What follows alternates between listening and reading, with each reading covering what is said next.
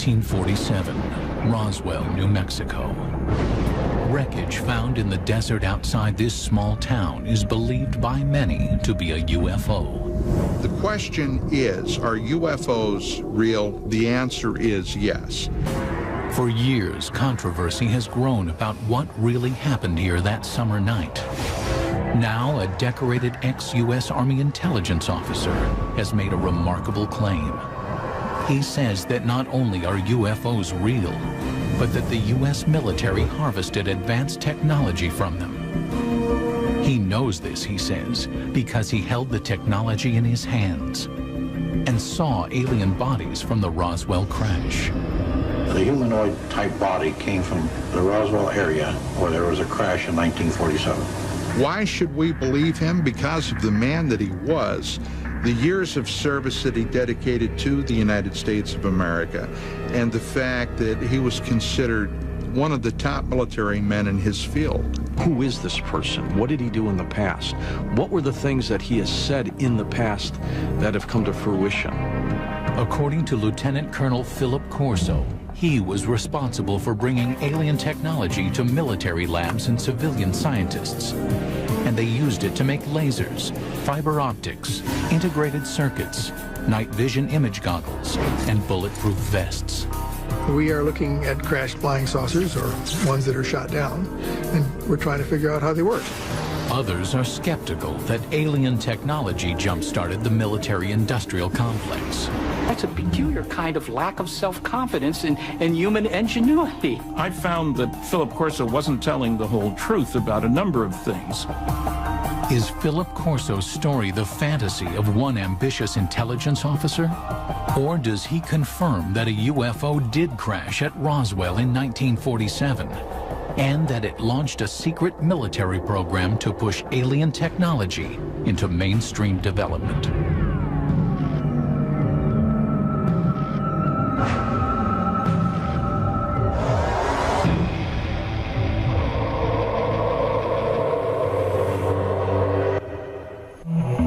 Summer 1947.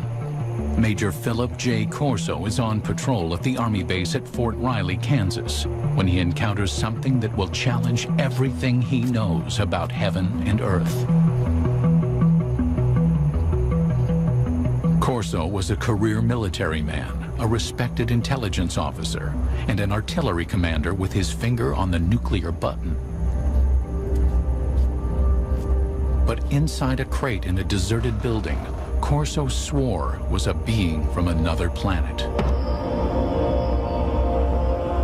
Corso would publish an account of this and other revelations in a book called The Day After Roswell, a New York Times bestseller when it came out in 1997. In one of his book signings, 5 colonels came to him and verified that my father was right on with everything that was written in the book. Corso died in 1998. But the material he presented in his book is still controversial. Now, for the first time, the full story of his military career and his startling UFO allegations are being told on television. 1942, the year after the Pearl Harbor attack. Philip Corso, a small-town boy from Pennsylvania, is drafted into the Army. During World War II, he trains as an intelligence officer, and afterward, at the age of only 29, Corso becomes a spy hunter in Rome. His mission, to seek out and terminate Soviet agents. When the United States Army occupied Rome, what they wanted was make sure that the post-war government would be a friendly government, not a communist government. A position with a lot of authority behind it. The man was regarded as an up-and-comer. By April of 1947, Corso returns to the United States for additional training at the U.S. Army's intelligence school at Fort Riley. 3 months later, in July 1947, comes that fateful night when he claims he has the encounter that shakes him to his core. 32-year-old Corso is the post-duty officer, an assignment that puts him in charge of security at the base. That evening, Fort Riley is buzzing with rumors. 5 trucks containing debris from a mysterious aircraft accident in Roswell, New Mexico, have arrived at the base in Kansas. Corso, with his training as an intelligence officer, is intrigued by the shipment. At about 11 p.m., Corso says he enters the building where the Roswell shipment is stored. A guard on duty tells Corso that he has already looked into one of the crates making up the shipment and cannot comprehend what he's just seen. Corso then says he has a look for himself. And he sees these, they look like coffins. They're little, they're like kid coffins. And he can't figure out what that is. So he goes and he picks up the tarp. It looked like a thin body, and a humanoid was a sort of a big head on it, and eyes, but not too long, and not, the shape of it was not as wide, as I say, as our bodies are. Corso says this was his first encounter with extraterrestrials, but it would not be his last, nor his most significant. Later, he would be given top-secret files and alien artifacts that, he claims, would generate a new technological world order. But in 1947, that day was still a decade away.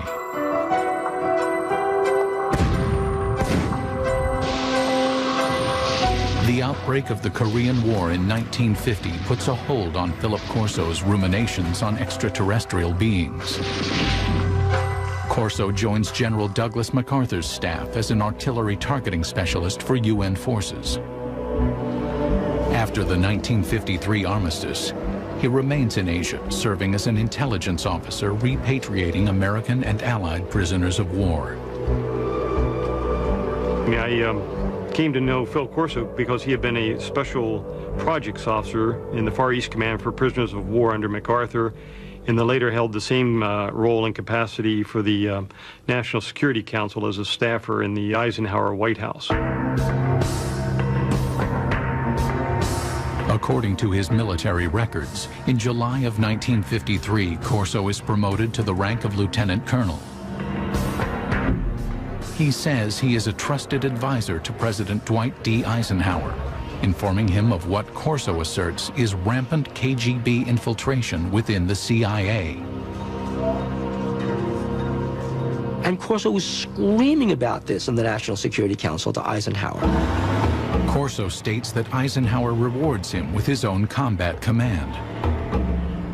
In 1957, military records confirm Corso is placed in charge of an artillery battalion at Red Canyon Missile Range.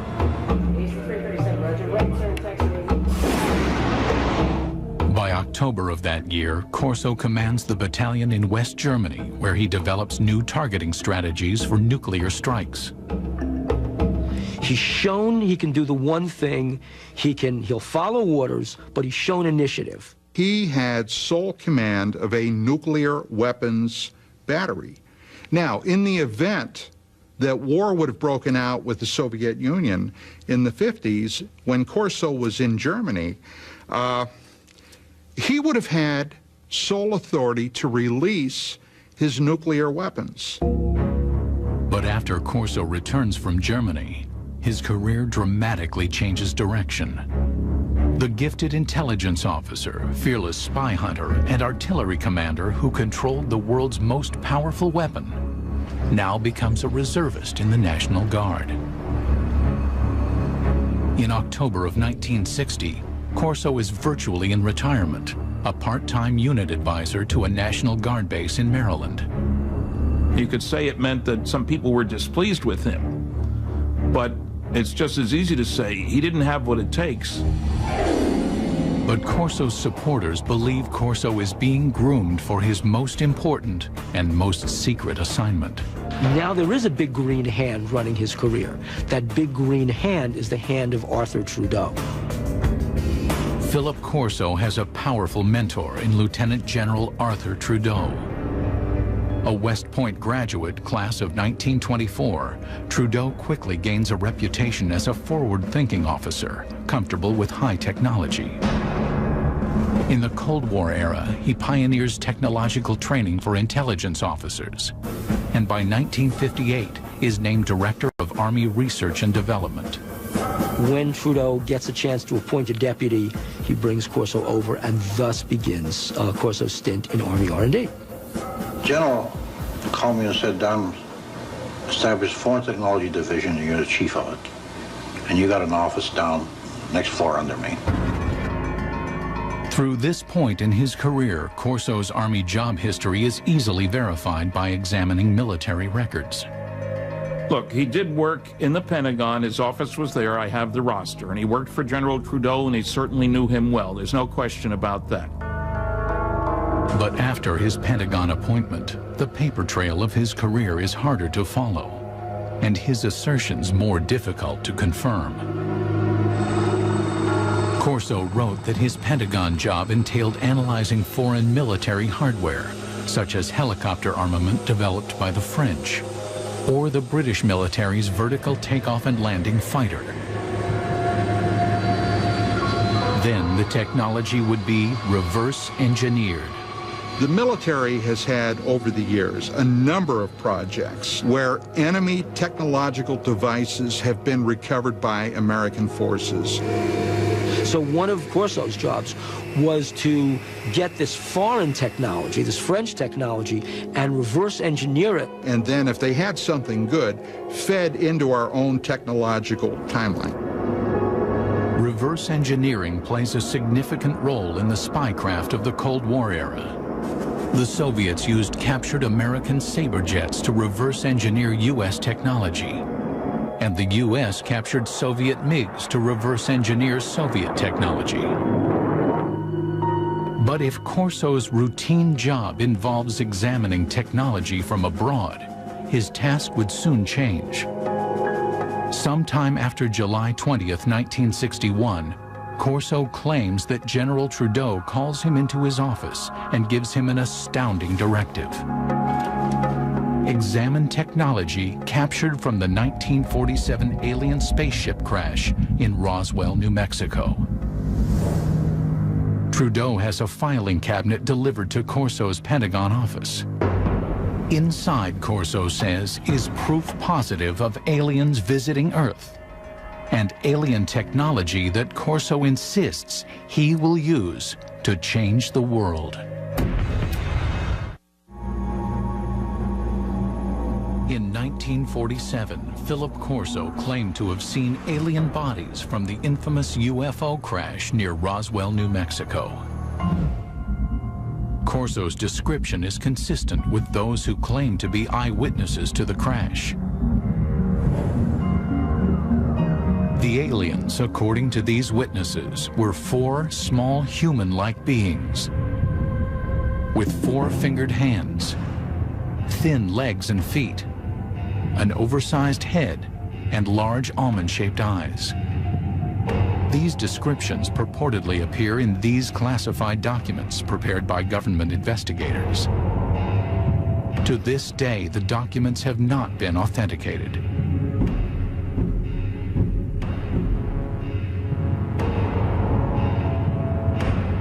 Corso insists that he told no one about what he saw at Fort Riley. But in the summer of 1961, the 46-year-old lieutenant colonel is assigned to a Pentagon project that will force him to recall his eerie experiences. He was assigned to the Army's research development at the Pentagon. Once again, a position with a lot of authority. His goal? To advance U.S. military superiority by a factor of decades. We had enough sense to push it. We had the organization, and we had the money, and we had the brains to do it, and we did it. During the Cold War era, Corso says, there was great government concern that the Russians would gain access to the alien materials. Or worse, the aliens would use their superior technology to invade Earth. According to Corso, an ordinary filing cabinet contains the extraordinary artifacts of the Roswell crash.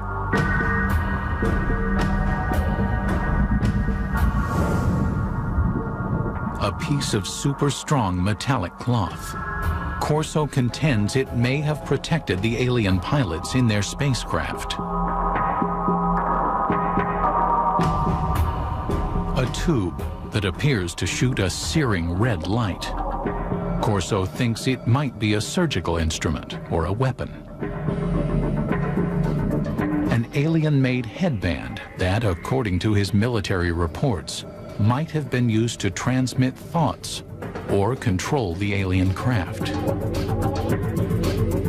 An imprinted set of miniaturized circuits, perhaps a prefabricated microcircuit.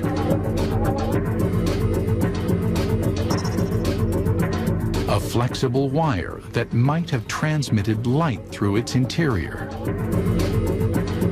And a lens that could allow anyone to see in the dark, supposedly taken from the eye of an alien being.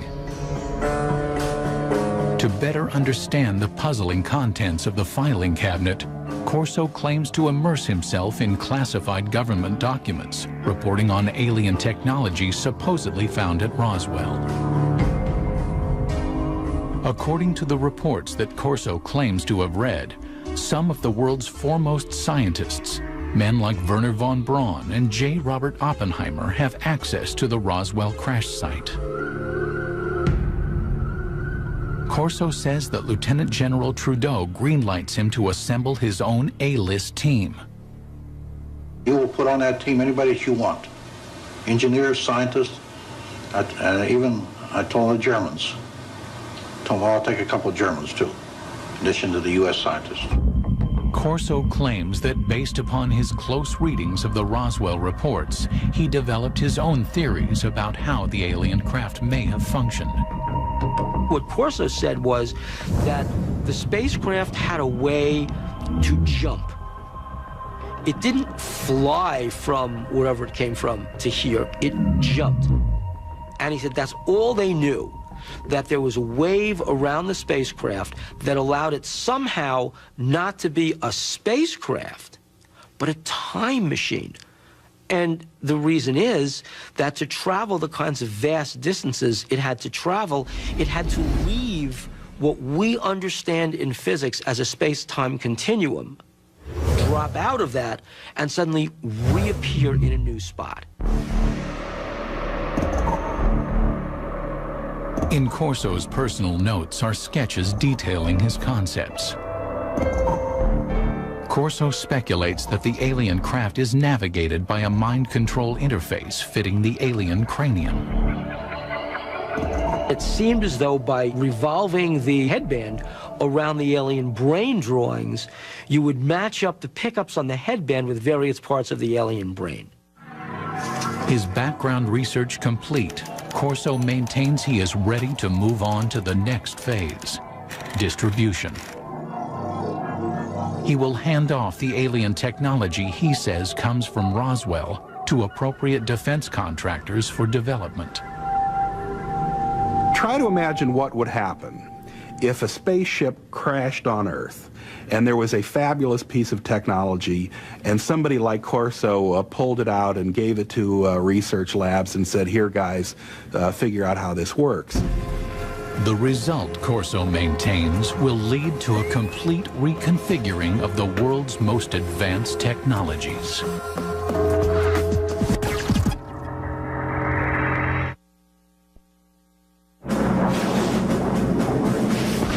In the early 1960s, America's military might is directed toward fighting the Cold War. Lieutenant Colonel Philip Corso wants to bring alien technology from Roswell into the fray. By the end of the summer of 1961, he maintains that he begins to contact military weapons labs about his alien artifacts. Now, the Army laboratories also had civilian scientists there, and they developed this relationship of handling classified material. Phil Corso felt very comfortable working through the Army laboratories to the civilian scientists because the clearances were all taken care of by the laboratory. America is dotted with top-secret high-tech labs where civilian scientists work on sensitive military projects. Los Alamos, home of the Manhattan Project, is perhaps the most famous. But in 1961, Fort Belvoir in Virginia is quietly working on a decade-long project to develop night vision engineering. Corso claims he makes this lab the first he approaches with alien technology. In order to get these things reverse engineered properly, you couldn't just take this to a Radio Shack. I mean, it had to go to a place where somebody would understand the technology. According to Corso, Roswell eyewitnesses report that the alien craft has image-intensifying technology. If one went inside the ship and looked out, the world outside would look as bright as day, even at night. There is also, according to Corso, a lens taken out of an alien's eye that has light-enhancing properties. No one knows how the two are related, says Corso, but he knows their potential value. Corso maintains that by the late summer of 1961, he helps researchers at Fort Belvoir by showing them the alien light-enhancing, possibly other light-enhancing technology from the Roswell craft. This was a kind of technology that, although we think we have a very clear line of development going back to the Second World War, we take a look at how this technology has literally geometrically exploded over the years. Now, can this be attributed to this technology that was picked up at Roswell, according to Corso? Well, according to him, it can be. Corso says he wasn't able to further develop the alien mind control interface. His theory was that it would only function with an alien brain. But this momentary setback, he claims, didn't forestall development of another Roswell artifact, an imprinted circuit of mysterious design. We also had a little charred chip. Small thing, maybe 3/8 of an inch square, 2 threads coming out, and a little window in the center with thin wires. These came from Roswell. We didn't know exactly the function of these integrated circuits, but we suspected that these were circuits, electrical circuits. Corso asserts that he brings the object to Bell Labs, which had developed the transistor 14 years earlier. He says scientists there were able to analyze and later recreate the alien microchip. What would happen if something like that were to occur? Well, what would happen is, in a very short time, the world would be transformed radically. There's no doubt that after the development of the integrated circuit in the early 1960s, the world is transformed. Electronic devices from the cell phone to the laptop computer become reality. Corso claims the Roswell microchip was supposedly damaged from the crash, but that in his possession is another alien object, this one apparently fully functioning. He knows from reports that when people were shining this thing around, it caused burning on the surfaces that it was aimed at. Corso says he reads classified military reports speculating that the artifact from Roswell, apparently capable of burning holes in walls, is some kind of cutting tool, perhaps used for surgery. At Hughes Aircraft from the late 1950s into the early 1960s, researchers have been working on what would become the first laser tracking and targeting devices for military aircraft.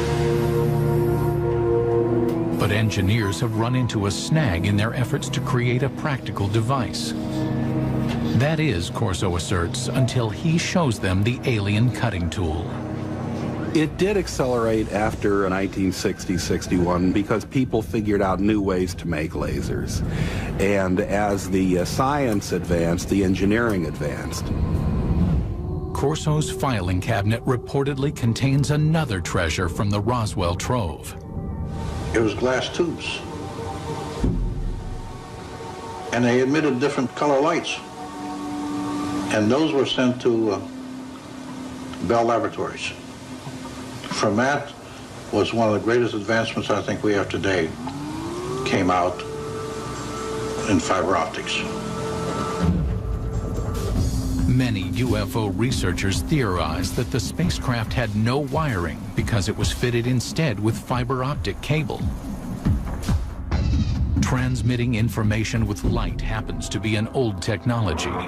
It dates back to one of the pioneers of the telephone, Alexander Graham Bell, who experimented with a device he called the photophone in 1880.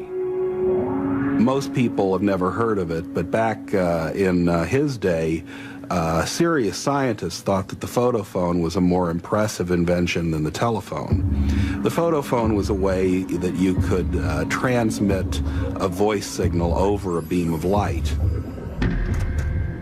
Corso's research tells him that data transmission via light had failed because scientists could not direct a beam of light around corners. But Corso contends that the Roswell artifacts might hold the answer. They were looking at this glass fibers and say, wow, the light actually turns a corner. How can light go in curves? And then they concluded the reason for that was because it had a cladding wrap on it. The cladding was the key discovery that you had to make in order to make fiber optics work.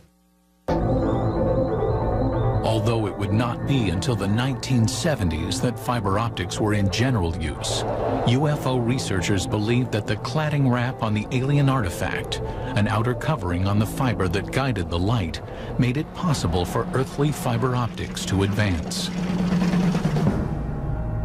Corso also says he examined some curious super strong fibers that his military reports claim come from the aliens' flight suits.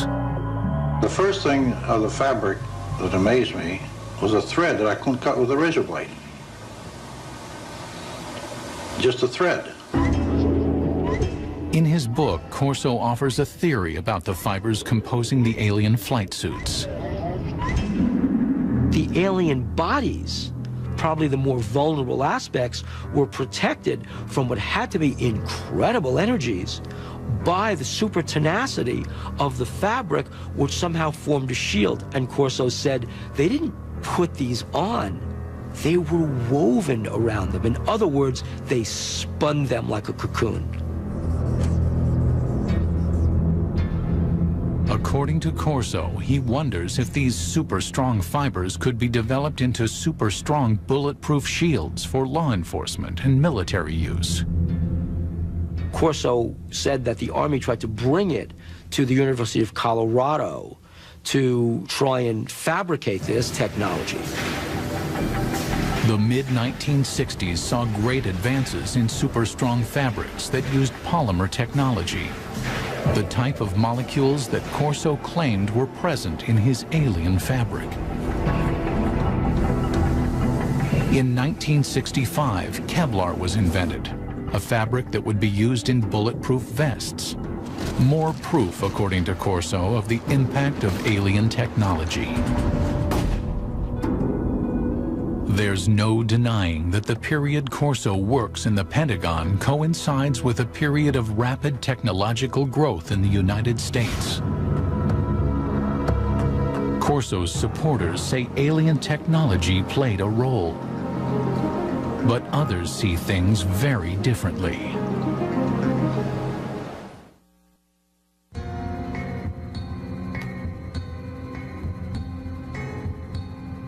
In his best-selling book, The Day After Roswell, Lieutenant Colonel Philip Corso claimed to introduce alien technology from the 1947 Roswell crash to the American military's technological agenda. But others say that the scientific leaps of the 1960s were not made by one hero, and not with the help of aliens. It's nice to think in terms of one heroic person leading us into the new world of far-out technology learned from saucers. That sounds great. But having worked on a whole host of big research and development programs, that isn't the way it works. Look, on the aircraft nuclear propulsion program, we employed 3,500 people. 1,100 of them were engineers and scientists. We were spending $100 million a year. That's the kind of effort it takes to develop new technology. And that was in 1958 dollars at that. Corso claims that the laser jumped from theory to practice after scientists examined the device found in the Roswell crash debris. But to science historians, that's science fiction. Well, the laser is a good example of an invention that doesn't really have a single eureka moment where somebody gets a brilliant inspiration and then they go down into their basement workshop and 15 minutes later they've hammered together a laser.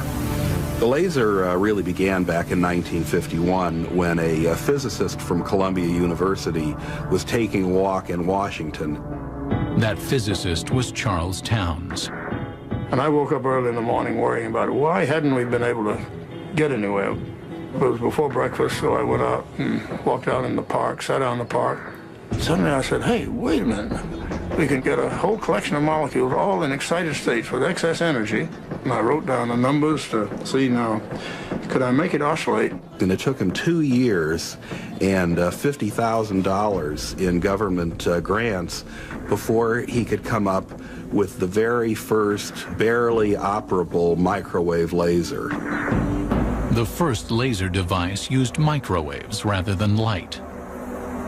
The light-emitting version wasn't functional until 1960, 9 years after Professor Towns jotted down his notes.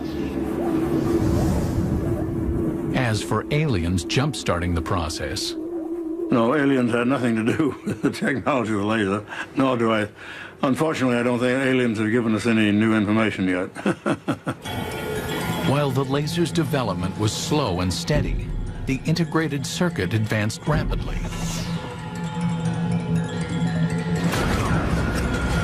But the greatest progress was made by scientists well after Corso retired. The real breakthrough happened in 1971 when a guy named Ted Hoff conceived of the idea of putting an entire microprocessor on one piece of silicon, a computer on a chip. Basically what happens in an integrated circuit is that you are controlling the flow of electrons, or actually in some cases the absence of electrons. Ted Hoff, known as the architect of the microprocessor, started working on integrated circuits in 1968. Hoff disputes Corso's claim that an alien chip captured from the Roswell crash made an earthly version conceivable. If you have a crash scenario, there's presumably damage done, and that damage may make the device even harder to analyze. And even if you had the device, you'd really want a context. If you had seen this device in those days and had no context to put it in other words, what's it used for, you'd even have less chance of understanding it. Hoff also says that to reverse engineer an integrated circuit, as Corso claimed happened in 1961, you would need a scanning electron microscope, which was not invented until 1966. Even looking at devices today, the resolution of the devices are such that ordinary optical microscopes really don't reveal them. So you'd need something more sophisticated. I don't think at that time anybody would have been able to figure out what it was. Philip Corso also claimed that his alien fiber optics cable inspired scientists. But science historians don't support his assertion because fiber optics required a convergence of technologies occurring over decades of development. The idea really became interesting in 1965 when lasers were available and people suddenly realized there was a commercial use for fiber optics. So shortly after that, the project was tackled by a trio of inventors at Corning, and they came up with a successful fiber optic in 1970. The highly directional light of a laser improved signal strength. The team of researchers at Corning Glass created a form of fused silica. This super pure glass material was capable of carrying 65,000 times more information than copper wire. This made fiber optics commercially practical, 10 years after Corso claimed to have accelerated the technology. That's the real achievement that Don Keck and Peter Schultz and Bob Maurer came up with when they were at Corning. It was coming up with this completely unexpected way to make glass. Corso also stated that he inspired a quantum leap in image enhancement technology. But science historians say the technology of turning night into day was also decades in the making. Progress increased so incrementally. It goes all the way back to the 1940s when image intensifying radar scopes were issued to Allied troops in the Pacific Theater. The first night vision gear employed thermal imaging. Developed by the Germans during World War II, it brought heat energy into the visible spectrum using an infrared light and a receiver. Then, by the early 1960s, William Spicer, a Defense Department researcher, had created image intensification technology. Fort Belvoir scientists built upon his work. Image intensification requires no additional light. Functioning like a radio receiver for light waves, it amplifies existing light. Today's image intensifiers are small enough to be worn as goggles and are capable of amplifying light by a factor of 35,000. Scientists suggest that if Corso really had an alien image enhancer, showing it to researchers in the 1960s did little to advance the technology's measured progress. The engineering that was required just progressed at a very slow rate. Making night vision work was largely the result of really brilliant engineering. Finally, according to technology experts, Corso's super tenacity fibers came not from alien spacesuits, but from years of research by a scientist named Stephanie Kwolek, who worked at the DuPont Company. She learned how to organize super strong chains of atoms in 1965, and by 1971, Kevlar was on the market. The theory that something like Kevlar came off a flying saucer strikes me as being insulting to someone like Stephanie Kwolek, who poured enormous amounts of effort, years of her life, tremendous dedication and brain power went into cracking the secrets of nature. Furthermore, some skeptics insist Lieutenant Colonel Corso simply didn't have the technical background to run a reverse engineering program. I read something he'd written years ago and found that it was not high-tech. I worked for General Electric, Westinghouse, General Motors, TRW Systems, McDonnell Douglas, with lots of technical people. I'm a physicist myself. And I saw nothing in what Corso had written that gave any indication of his having the knowledge, the skills, the talent, the background to handle stuff like this and get it into industry. Corso had an answer to this objection, claiming that his team of A-list scientists helped him interpret the Roswell cache. I didn't have the training or the background for something. You know, that got highly technical. But fortunately, the German scientists were there. I knew von Braun, and I knew Hermann Obert. Obert was a man that said we've been helped. But we had to keep it quiet to protect our budget, protect our organization. For doubters, there is also the issue of Corso's rank. A lieutenant colonel, some argue, wouldn't be running things as Corso claimed he was. I think an indication of his value to the military would have been given by the fact that he was not a full colonel, despite all his years in service. But others stand by Corso's assertions, particularly those who say they're familiar with the way the U.S. military functions. Back in those days, you know, a lieutenant colonel had a lot more authority and position than a lieutenant colonel today has. And even today, you've got lieutenant colonels doing quite a bit of the important tactical and even strategic planning and operation. The History Channel contacted the military contractors Corso claims to have worked with, and all say there was no alien involvement in the technologies Corso says he jump-started. No memos, directives, or paperwork of any kind exist to directly support Corso's assertions about reverse engineering alien technology. But Corso's supporters say there is no paper trail for a very good reason.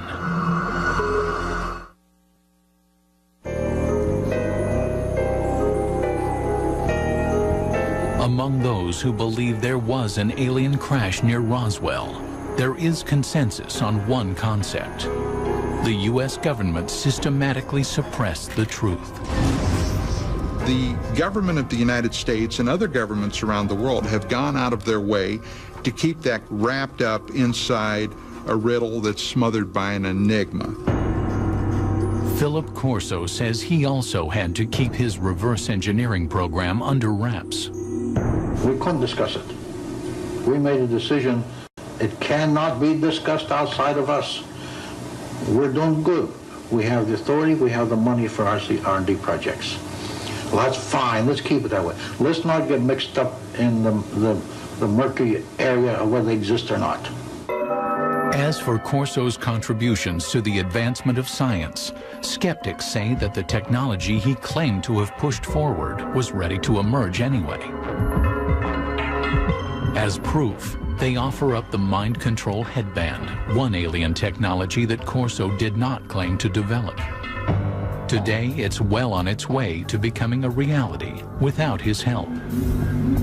Since the 1970s, scientists have been experimenting with using EEG readouts of brainwaves to provide feedback and change behavior. It's now possible to use EEG feedback games like this one to learn how to manage brain states. But mind control technology has advanced even further than that. Going to open the first email, which says congrats. It says you. In 2004, researchers received FDA approval to test tiny brain implants designed to allow disabled people to control computers using their thoughts. Next, I'm going to paint a circle.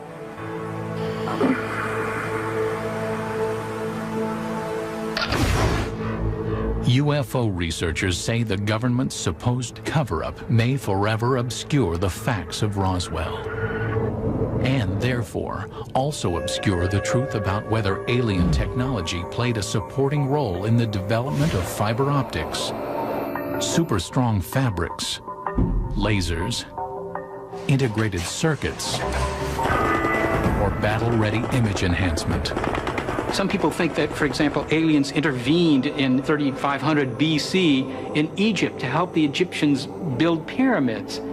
You know, well, doggone it, the Egyptians of 3500 BC were fully capable of putting big blocks on top of other big blocks, right? If the Egyptians had suddenly developed cell phones or something like that, then I would say, okay, there's intervention there. But that's not what they did. But while Lieutenant Colonel Philip Corso might be questioned, his ideas deemed controversial, and his predictions dismissed as the stuff of science fiction, his impact on UFO legend and lore can never be minimized. The military, the Pentagon, the government of the United States does not give that type of authority to a loose cannon. This man was highly regarded, highly respected. At my age, what do I have to lose? I have to let my grandchildren and my children know this, because how long will I be around yet? And when I go, it goes with me. There must have been many days that Philip Corso said to himself, why me? Why do I have this information? And again, I think that's one of the things that probably plagued him for so many years. It's pretty difficult to keep a secret like that within yourself. Even today, Only 10% of the story is told, my father says. The rest is classified.